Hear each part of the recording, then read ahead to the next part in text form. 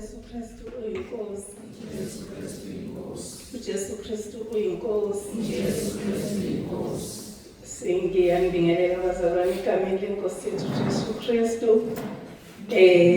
Siyabonga kakhulu Mamzondi esakhuluma la uMathwala kuyafika nje izwe lithi kodwa mina nendlu yami siyakukhonza uJehova. Siyabonga kakhulu Mamzondi ukuthi inkosi ibizele ngala namhlanje.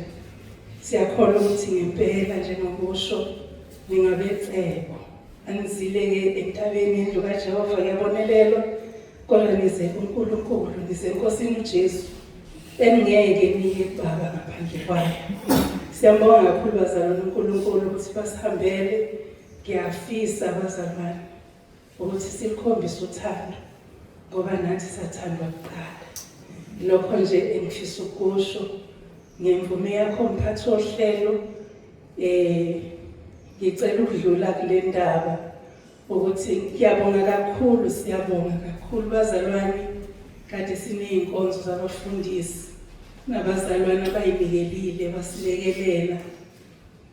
Ngathi inkosi nganibusisa lona lo ufakile isandla. Ngezwe ukuthi mase kucwecwa baba bathathu kuphela basicwecwela. Siyabonga kakhulu inkosi nibusise.